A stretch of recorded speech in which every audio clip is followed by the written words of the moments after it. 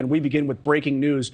President Biden is in Kyiv, Ukraine, right now, the country's capital, as that country prepares to mark 1 year since Russia's full-scale invasion. He gave remarks alongside Ukrainian President Volodymyr Zelenskyy and also participated in a ceremony to honor the dead that have passed away defending Ukraine over the past year. We've got a few images from his visit that are just into the newsroom right now.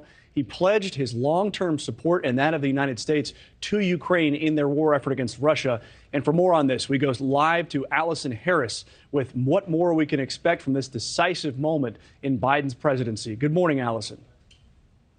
Good morning, Mitch. Huge news this morning. President Biden in Ukraine in an unannounced trip to the war-torn capital of Kyiv, where he just met with President Zelenskyy, and the two spoke together from the Mariinsky Palace in the capital. President Biden announcing $500 million in additional aid to the country in the form of javelins, howitzers, ammunition, and weapons. And we are told to expect more details on that aid package later, but that it mostly includes weapons that the U.S. has already supplied to Ukraine. The president saying, quote, "1 year later, Kyiv stands and Ukraine stands. Democracy stands."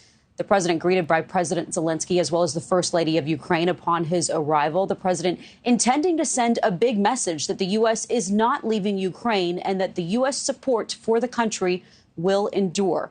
The president saying in a statement this morning, when Putin launched his invasion nearly a year ago, he thought Ukraine was weak and the West was divided. He thought he could outlast us, but he was dead wrong. Now, reports from the White House press that are on the ground in Ukraine say that the two presidents also met privately together before the remarks for about half an hour.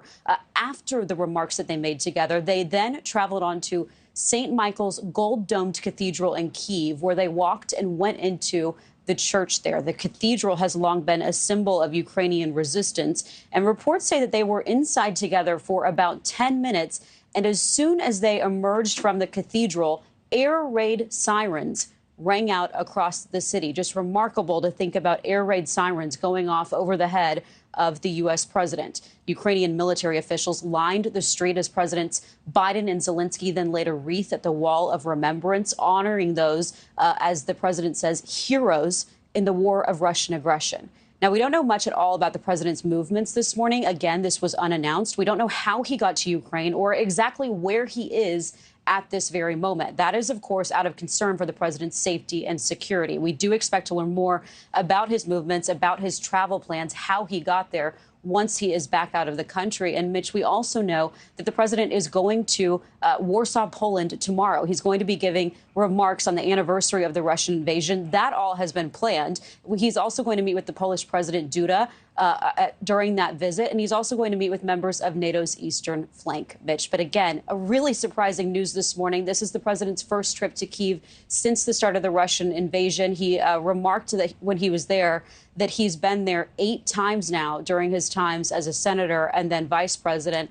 But a very different experience now in a war-torn country. And I think just that detail of the air raid sirens ringing out, knowing that President Biden is there, hearing them on the streets of Kyiv as there are Ukrainian military officials lining the streets is just an amazing image to think about this morning. We hope to get sound from him and from his remarks as soon as possible. Well, and Allison, that has to be incredibly rare. I can't remember a former president that's gone into an active war zone like this, where we have been reporting for months that there have been air attacks by Iranian drones there and other missile attacks and things of that nature. So there was no hint. There was no idea. We knew he was going to Poland. No. We had no idea he was going to cross the border. Is that right?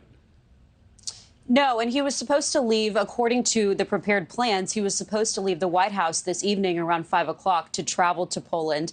We know that over the weekend he was here in Washington going to the First Lady's exhibit and then out to dinner to an Italian restaurant here in Washington. There was nothing on his schedule yesterday. The White House press pool had traveled, of course, ahead. And there are protocols in place for if presidents go to Afghanistan or Iraq during those wars, where they can quietly do so because they have to do so under a veil of security. There has to be, a lot of quiet in order to make these plans safely, in order to make these visits safely. So we will learn more, but this is not anything that was announced. And Allison, we heard the tail end of President Biden's remarks before we came on the air. That was about 6 a.m. Eastern, a little bit before that. That's about 1 p.m. local time in Ukraine. Did President Zelenskyy speak? Did we hear from the Ukrainian president, or was it only Biden giving remarks? He did. So it was joint remarks. Zelenskyy actually spoke first, President Biden speaking after. And I was just reading through some of what Zelenskyy said. He talked about the negotiations between the two of them at that half-hour meeting that happened before the remarks. Zelenskyy saying that they are in discussion about receiving some long-range missiles. But again, that is not expected to be part of this aid package that was announced. Reporters who were there noting that they heard talk about howitzers, javelins, some of these weapons that have already been supplied by the U.S. But you're hearing Zelenskyy kind of push what he's asking for there, saying that they did talk about possibly some of these long-range missiles. And we also know that over the weekend, the UN ambassador to the U.S. says that there are discussions about possibly supplying Ukraine U.S. fighter jets. So these discussions are happening. I haven't read Zelensky's remarks in full just yet. All of this is happening. This is breaking news at this hour. But he did talk about some of their behind-the-scenes conversation. And that is Allison Harris. She's in front of the White House. The president is not there. He is in Ukraine right now. We expect him in Poland later in the day. We also expect to speak to Allison very soon, later in this show and also in Morning in America as this situation continues to develop. Allison, thank you. Thanks for watching. Go to newsnationnow.com to find NewsNation in your cable lineup. And don't forget to click the red subscribe button below to get more of NewsNation's fact-based, unbiased coverage.